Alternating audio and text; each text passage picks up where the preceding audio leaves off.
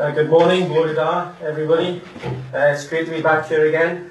I don't know how many of you were at this event in 2011, but I was fortunate enough to speak at the event then. And so I was a bit surprised, actually, when I was asked to come back. And I thought, oh, you know, I must have made a big impression to come back. And when I pointed this out to the people that invited me, they said, oh, did you? We'd forgotten about that. And so I went from, you know, making a huge impression to be instantly forgettable in one telephone conversation. And I suppose there's an interesting analogy there between that little conversation and major events, because when you host major events, you can either make a great impression or you can be instantly forgettable. And I guess what I'd like to do today is to talk about some of the reasons why major events can be really, really powerful, but also a couple of pitfalls with major events. So I came up with the title of, and really this has gone really strange with the colours, Major Events of Power and the Pitfalls. Just a bit about me. When I spoke to you last time, I was the Director of Marketing for the Welsh Government, and I, partly in that role, I set up a major events unit within Welsh Government and oversaw the setting up of a major events strategy. And I was also on the board of the Ryder Cup company in Wales, the company that oversaw the delivery of the Ryder Cup. And last time when I spoke specifically about the Ryder Cup, but today I'm going to talk about many more things, rather than just what went on in Wales. But now I'm a partner in a brand consultancy, and I edit a book on destination branding. So I've made the leap to the private sector, and it's really enjoyable. So we work with lots of places around the UK and internationally, and I've been doing some work, fortunately, in Northern Ireland over the last year. Heavenly, to be honest, the only reason I joined the company is I always wanted a business card that had London, New York and Cardiff on it. That was a huge incentive for me to join the company.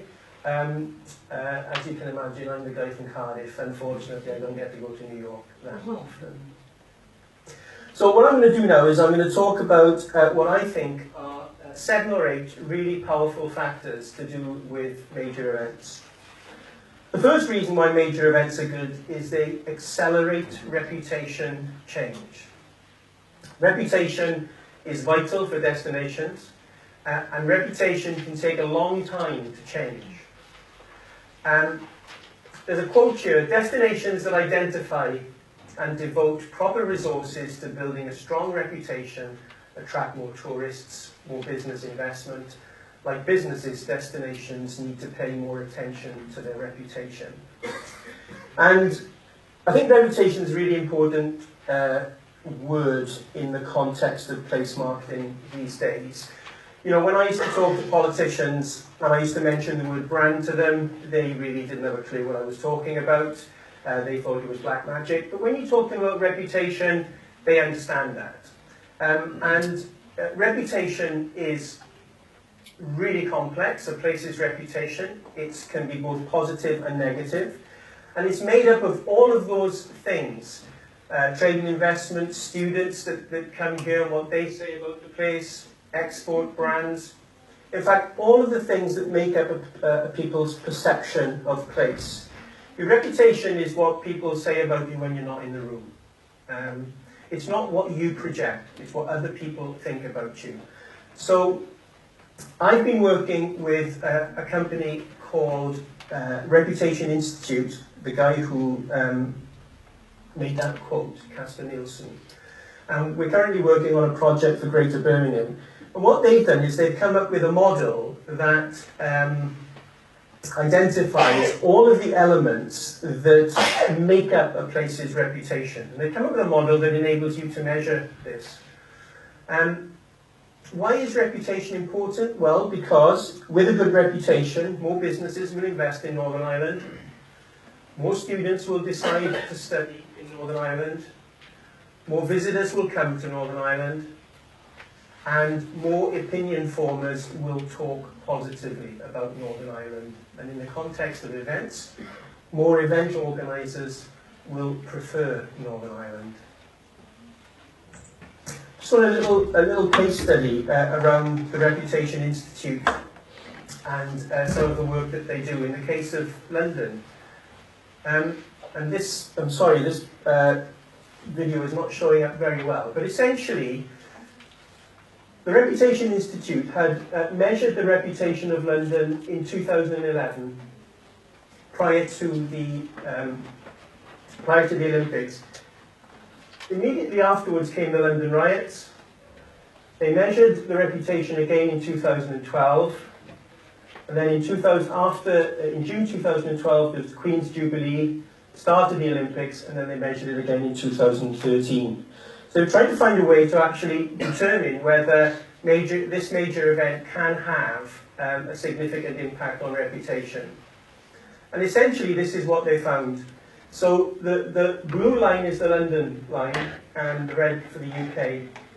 In 2011, before the riots, London was 7 percentage points, almost 8 percentage points above the rest of the UK. After the London riots, there was a significant drop in London's reputation, and interestingly, an increase in the reputation of the UK. But after the Queen's Jubilee and the Olympic Games, the reputation, this is a huge survey, a worldwide survey, the reputation of London escalated right up to 74%, while the reputation in the UK remained relatively the same. So if you believe that there's a correlation between how a city is rated or how a place is rated and then how people engage with the place through reputation, it demonstrates that major events can have a significant impact on a place's reputation. The second power of major events is it allows the sharing of experiences through social media, something that was alluded to this morning. This man has already changed the world. What does that slide, what are the things that link all of the things on that slide, do you think?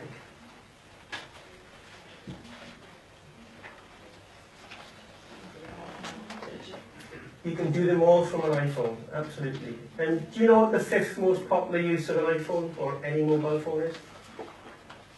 To make a phone call. It really has revolutionized the way in which people communicate. It's created a generation, sometimes referred to as Generation C. The connected generation, the creative generation. People who are now able to live their lives through their mobile devices. And I'll put this up. Does anybody know what these two slides represent? These two photographs represent? Pardon? Yes?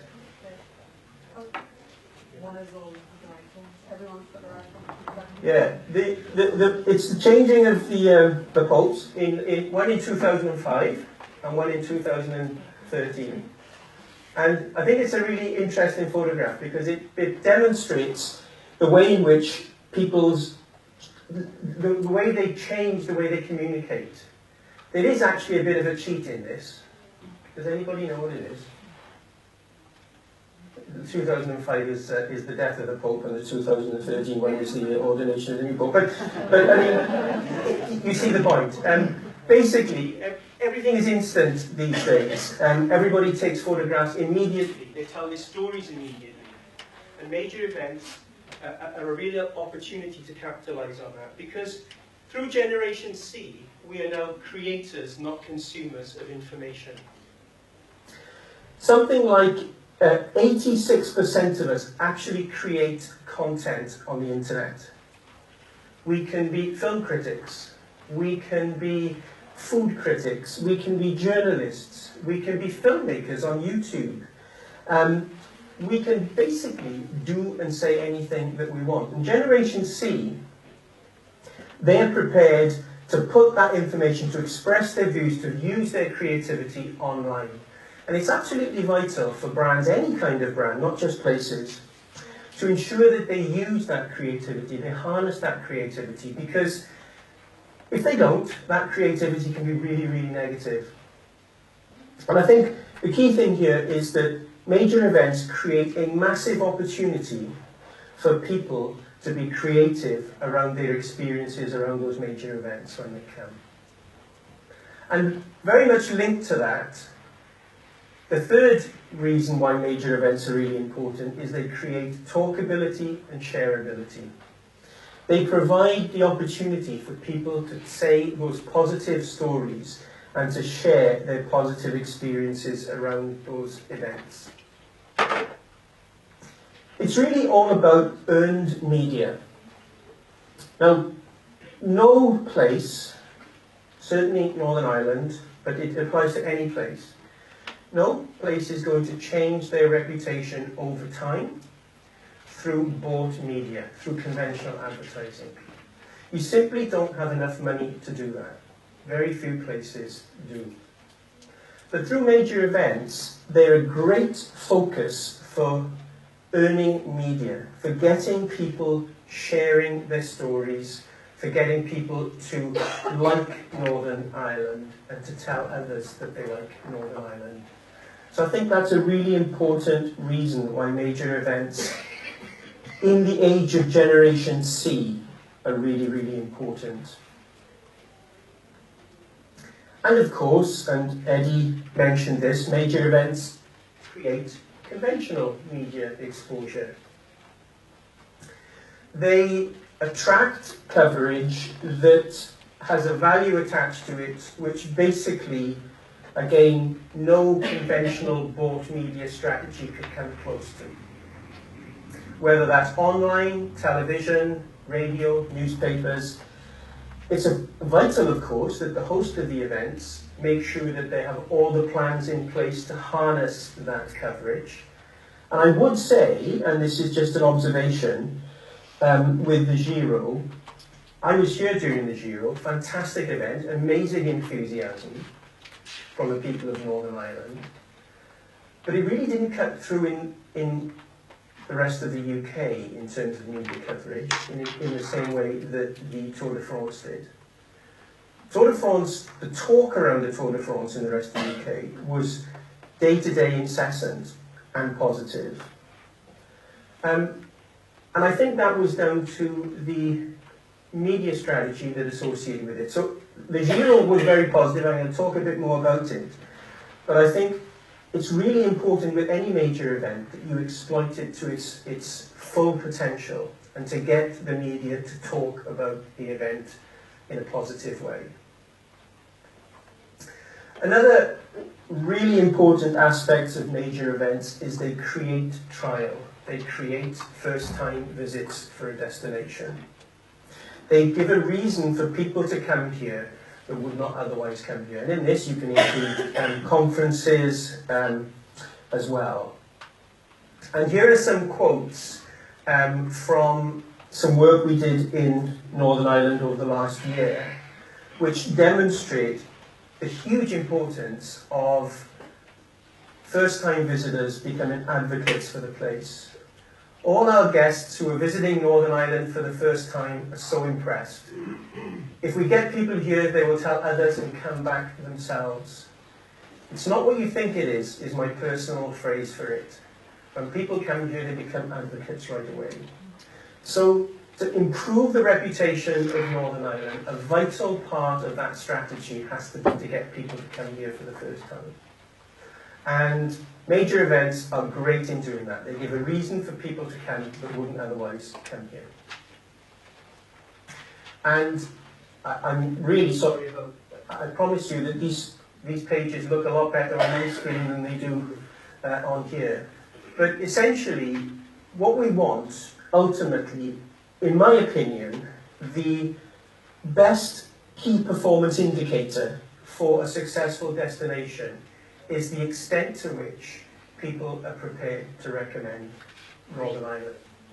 I would recommend visiting Northern Ireland. I would recommend living in Northern Ireland, recommend working in Northern Ireland, recommend investing in Northern Ireland, and recommending buying products and services that come from Northern Ireland. And so to create that trial and recommendation strategy, I think is really, really important, and major events have a huge role in that respect. The next important element of events is that they provide an opportunity for independent endorsement. And this again taps into one of those aspects of Generation C. Generation C question everything. They don't take information from official sources any longer and believe what those official sources are saying. They want independent endorsement of something. They want their peers and their networks to say something is great, and then they might be prepared to listen. And I think that actually changes fundamentally the role of a tourist board, a destination management company, because I honestly don't believe that people really form their opinions on Northern Ireland, or previously in my case on Wales, through the official tourist board websites. They will make their own minds up from information which is provided by other people. So I think this is a really important aspect of major events, because you get people coming into the place who will say things, hopefully, positively, about the place that other people are prepared to sit up and take notice about. It has much, much more power than if a tourist board says our place is great. Well, yeah, okay, you would say that, wouldn't you? But when other people say it, it really has power. Major events have that potential. Major events are a catalyst. Major events can unlock resources. Major events can put plans in place that would not otherwise happen. Because a place has invested so much in a major event, usually they have to make a success of it. So resources come into place. When I will talk a little bit more about the Ryder Cup, but we knew we were hosting the Ryder Cup in Wales 10 years before we actually hosted it, which is a ridiculously long time, really. But what it did was it allowed Wales and the powers and the purse string holders in Wales to identify strategies and resources to make the most of that event. Because I think if you measure the impact of major events purely by the spend during the event, or even the media coverage over the course of an event, probably you're not identifying the full potential of the event. It really is, it really has to be a catalyst to other things. So when you create that event, lots of other things fall into place. It could be infrastructure development, it could be a new tourism strategy, it could be new facilities. Whatever it is, a major event can unlock that activity like nothing else. Major events create enthusiasm. You were just saying this morning about 2012 in Northern Ireland, 74% of people were more proud of Northern Ireland as a result of those major events. And the Giro, as I said, I was here during that time, is an amazing example of a whole nation getting behind a major event, expressing their pride and expressing their enthusiasm. I actually think there are some specific reasons why the Giro, and indeed cycling events in general, work. First of all, they're free to view. So everybody can participate. Everybody can see that event, even if it's only for 20 seconds, as the bikers go, the cyclists, go by. It's an open and shared event. In other words, it's not confined to a stadium. So again, everybody can participate. Each village, each community can do their bit. It's easy to access the brand. So many major events really control access to their brand. With the Ryder Cup, for example, they're very precious about how they release that brand. With something like the Giro, all you have to do is to wear or paint something pink and you're part of the brand. It was great television. Lots of aerial footage of a beautiful place, not confined to the inside of arena. And finally, it has legacy potential in terms of promoting Northern Ireland as a great location for cycling, all the health benefits that are associated with cycling. So there are 5 reasons that I think cycling events are potentially really, really useful. And they're interesting. I think if I was developing an event strategy, I would have some criteria like that to determine whether that event is right for our destination. You probably already do. I don't even know what that says. Yeah. Oh yeah, it says, major sporting events, more cost, less benefit. So those are all of the great things about a major event. And I think we need to balance that with some of the pitfalls around major events. And the biggest pitfall is cost. I guess there's no industry sector where the inflation around the cost of hosting something or buying something is as high as in major events. Take the Ryder Cup, for example. The total cost to Wales of hosting the Ryder Cup in 2010, remember a deal that was negotiated about 10 years before, the hosting costs were 10 million. So, sorry, the rights costs were 10 million. £1 million a year over 10 years.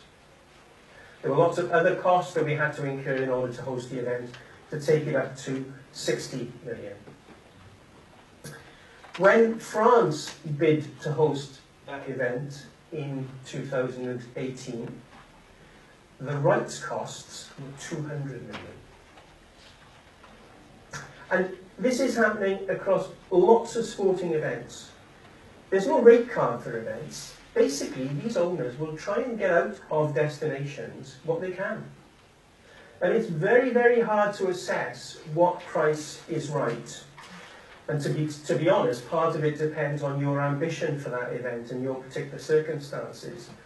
But this is how, for example, in London, the costs escalated. So at the time of the, I think the bid in 2004, the estimate of the cost were 2.1 billion. The eventual costs agreed were 12 billion. Unbelievable costs. And of course that includes everything like infrastructure development and so on. And going back to my catalyst argument, that's very important, you know, if these provide a lasting legacy. But I suppose what I'm saying is, you have to be very, very careful in terms of the value for money returns on some of these major events, because in almost any event that you're talking about, those events, the cost of those events are going through the roof. Recently, Andalusia in Spain pulled out of the Andalusia Masters because of the costs. And a quote from the New York Times in August 2014, spending lavishly on a short-lived event, economically speaking, is a dubious long-term strategy. So I am positive about major events. I think they bring lots and lots of benefits that almost nothing else can bring in terms of place marketing. But they come at a cost. Does anybody know what this is? Barcelona. No, a bit more recent than that. No, that's Athens. That's one of the stadia that was used for the Athens Olympics. That's the swimming pool that was used in the Beijing Olympics. So huge costs involved in these things. Have to be very, very careful. And of course, reputation change can be influenced and accelerated positively, but if you get it wrong, it can be very negative. Some of the things that happened around the World Cup in Brazil. The theme of this conference is the world stage and Northern Ireland the movie. When you're on the world stage, you have to put in an Oscar-winning performance. Because if you get it wrong, your reputation goes backwards, not forwards. And there are plenty of places that have held major events where it's had a negative impact on their reputation. Just a little bit about the Ryder Cup. When I spoke to you last time, I said one of the things that we wanted to ensure that our cornerstone of our strategy in hosting the Ryder Cup was a Welsh Ryder Cup, not a Ryder Cup in Wales. We wanted to ensure that we were able to introduce all the aspects of the Wales brand, all the things that made Wales special through the event. And I used something called the Moments of Truth. Moments of Truth were created by a guy called Carlson, who was Chief Executive of Scandinavian Airlines. And Moments of Truth at each point on the customer journey where you actually start to form an opinion about the place or about the brand you're experiencing. I changed that slightly. I call them in Wales cwtches. I don't know if you know what a cwtch is, but a cwtch is a Welsh hug. And essentially what I wanted to do was to ensure that at all points of that customer journey we gave them a little cwtch. So they were our moments of truth. And I'm now going to show you a film. Have I got time to do that? Yeah. I'm going to show you a film of how we tried to do that during the Ryder Cup in Wales.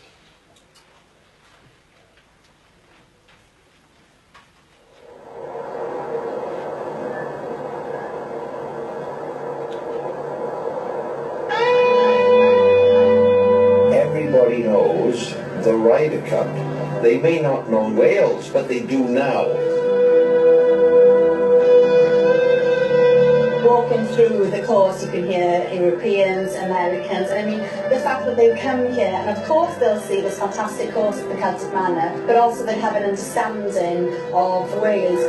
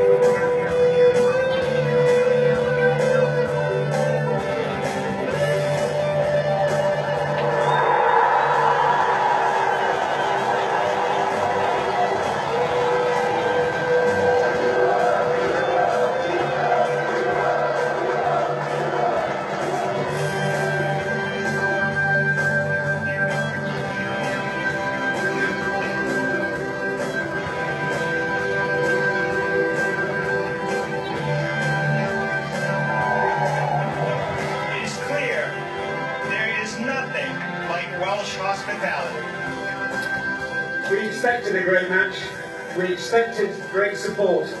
The world was watching and Wales delivered.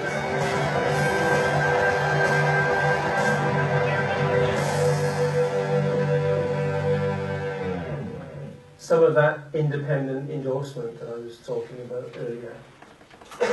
So essentially, I suppose what my conclusion about the future is, yes, major international events that are brought to any destination are very, very important. But let's not forget the power of events that are born here in Northern Ireland, that have the potential to really influence reputation going forward. In Wales, we call them signature events. So lots of cities, lots of destinations have them. Paris Fashion Week, the Cannes Film Festival, Oktoberfest, World Economic Forum in Davos. And over time, these places become uniquely associated with the events. They're annual, so you can plan for them. The tourist industry can develop their businesses around them. And they represent values and ideas and thoughts that are uniquely associated with that place. The Edinburgh Festival. And just an example from Wales, the Hay Festival. and I always use this as an example because I think it's remarkable really. If you go back 15 years, Hay was a sleepy border market town on the England-Wales borders that very few people had heard of and much people went to. It's now the second-hand book capital of the world. And it started as a result of people sort of opening second-hand bookshops there. I think there were 30 in the town. But then they created the Hay Literature Festival on the back of that. And all of a sudden, the place gets recognised on a world stage and is and gets people visiting, President Clinton, all sorts of people from the arts and politics talking about their books, and as a result, creating an endorsement of the place, which leads to hay fever in the May of every year in that sleepy corner of Wales that is now made world famous. So I think what I'm saying is major events, absolutely vital to a place strategy, certainly for Northern Ireland. Lots of benefits associated with them. But costs of the rights to host these are escalating way beyond almost anything else. And so a part of the strategy has to be to identify those events that can grow from being Indigenous events into events of world status that build the reputation of Northern Ireland over time. And the event strategy, I'm sure, will have both elements. Thank you.